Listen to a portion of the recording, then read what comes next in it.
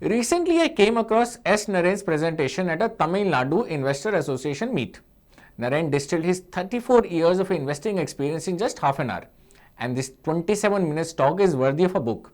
So we thought, why not pick the best points from his presentation and share them with you. Now, in case you don't know who is S Naren, he is the Executive Director and CIO at ICICI Prudential Mutual Fund. He oversees investments of over 6 lakh crore.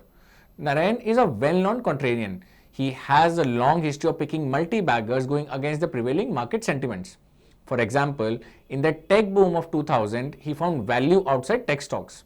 In the bull run of 2007, investors were chasing stocks in sectors like infrastructure, metals, oil and gas. Naren made successful bets outside these industries. So it won't be wrong to say that Sankaran Naren is the poster boy of value investing in India. So if he talks about lessons he has learned in the 34 years of investing, you have to listen to it carefully. But before we start, a quick update. We have recently launched our WhatsApp channel. You can join it by clicking on the link given in the description and get access to most insightful content. Okay, so let's start with Sankaran Naren's investing wisdom. We will present to you a crisp summary of the investing lessons along with some data. In the first part of the video, we have covered lessons that are more suitable for beginners. The lessons in the second part may require you to have some knowledge of investing, so you need to be a bit experienced to implement those. Let's begin with the first part.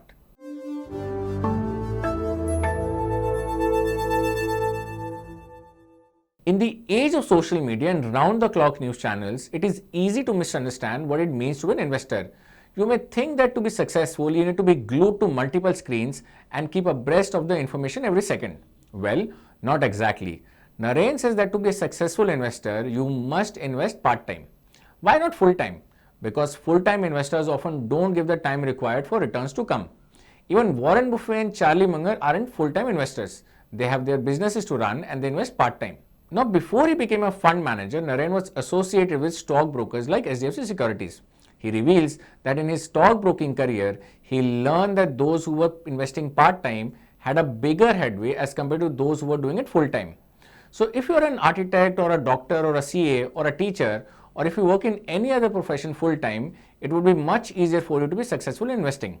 In other words, it's good not to be over-focused on investing. Investing is a fantastic part-time job, but not a full-time one. Talking about himself, Naren says that while he's a full-time investment professional, he doesn't bother about the investments by the minute. He likes to engage himself in other activities related to his profession. And from the performance of his funds, it can be safely concluded that his approach has worked well.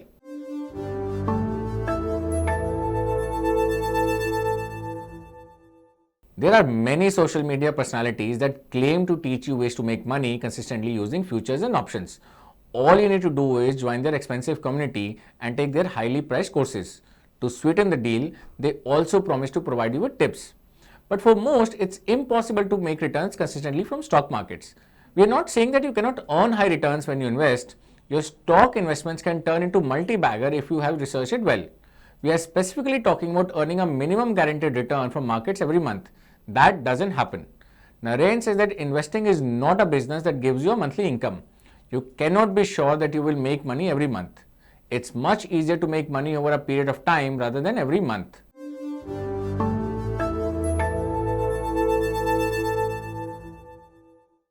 Naren says that in investing, it's impossible not to make mistakes. So mistakes are a part and parcel of the investing process.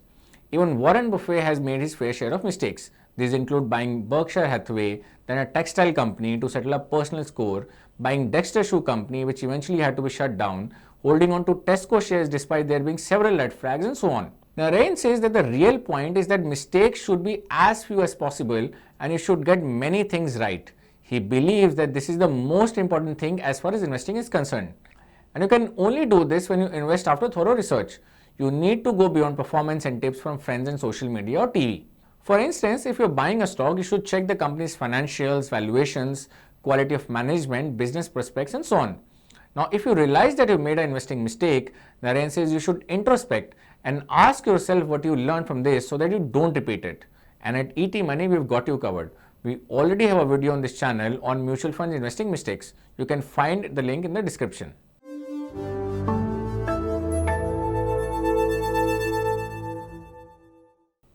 Most things that you read are about buying.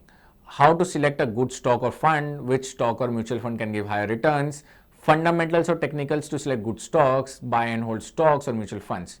Look around you. Most of the chatter is about buying. Naren also wittingly says that in investing, the easiest thing to do is buy.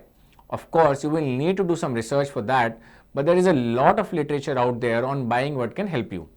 Now, investing is much more beyond that.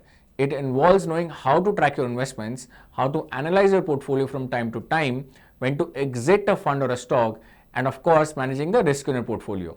So, if you thought that investing is all about buying, it's not. Rather, it's a sum total of a lot of activities that work together to deliver returns. If you want to succeed at investing, move beyond just the buying part.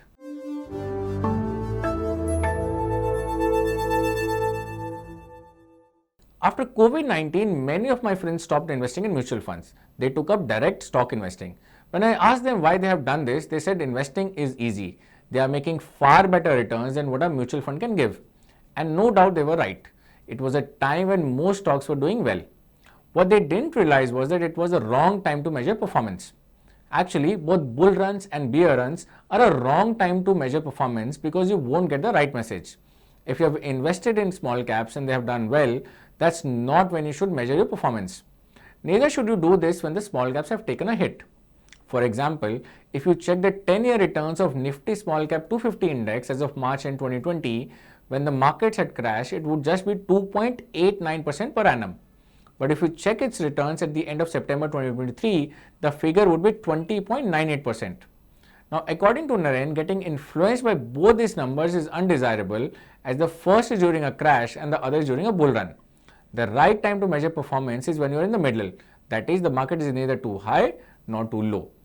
Now, let's move to the second part. That is the lessons that are more useful for experienced investors.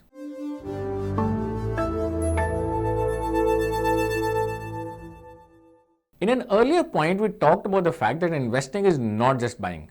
Rather, it involves many activities, of which managing the portfolio risk is a key element. Now, one reason for high portfolio risk is what Naren calls reverse asset allocation. Investors often find it difficult to allocate funds to the underperforming asset. They keep loading up on the asset that has been doing well. This is reverse asset allocation. So, in the 1989-90 bear market, buying equities was a good idea. However, in the bull run of 94-95, it was not. But investors kept on buying equity. Similarly, in the 2020 bear markets, those who bought equities did well. However, in the ongoing bull run, when the markets have turned expensive, it may not be a great idea to keep buying equities. But investors have been taking increasingly high equity exposures even through derivatives. In bull run, it is better to add to the debt component of the portfolio, but not many investors do so. As a result, when the markets slide, investors have to suffer deep drawdowns in their portfolio. But why does reverse asset allocation happen? Because it's intuitive. It's rather tempting to allocate to the asset class that's doing well rather than to the one that's struggling. Now, Naren quotes his personal experience that in 2007, amid the infra wave, his infra fund kept receiving inflows, but his value discovery fund had debit interest. Naren says that asset allocation is no rocket science, and it's indeed not. It's just about allocating your corpus to asset classes like equity, debt and gold as per your requirement. Now, we have covered the basics of importance of asset allocation in our videos, and you can find their links in the description.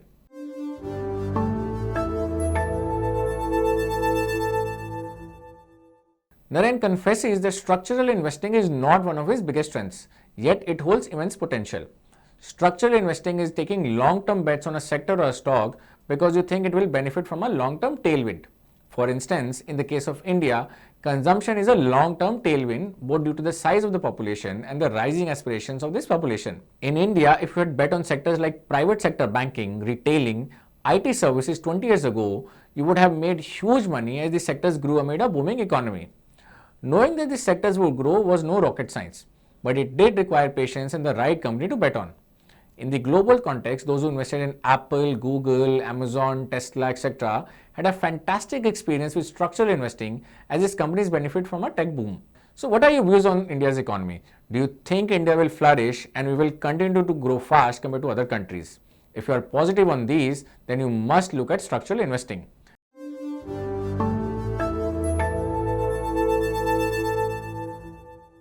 One thing that Naren has learned from Pulak Prasad books, Howard Marks memos and Warren Buffett is this: Markets sometimes go to extremes, and when they do, you must act in a very, very big way. History shows that bursts are often followed by booms. We all remember the 2008 and the 2020 crashes when the markets recovered smartly from the bottom. But such occasions are very rare, maybe 1 in 5 or even 10 years. Warren Buffett says that in 50 years there were 5 opportunities. In his own experience, there were certain occasions, 2002, 2008, and more recently March 2020. The problem is that not many investors have the capability to act big in such way. Naren adds a caveat here. You don't need to act in a big way every day. If you do, you won't make much money either.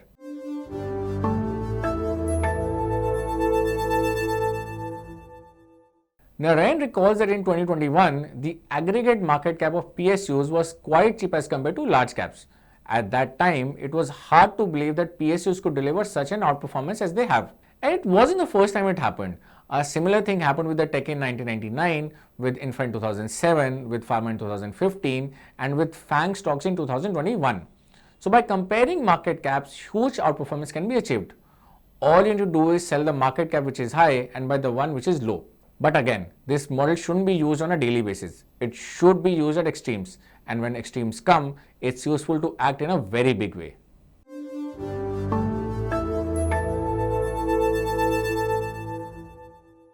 If you follow just one style of investing, it could be a problem.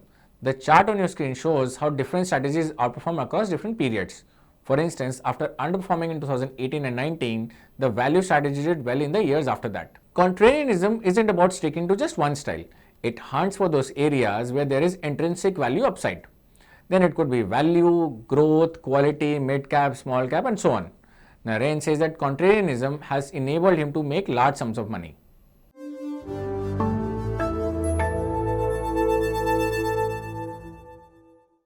To sum it up, Naren says that whole investing game is nothing but common sense. How to practice common sense in the long run is the biggest challenge for investors.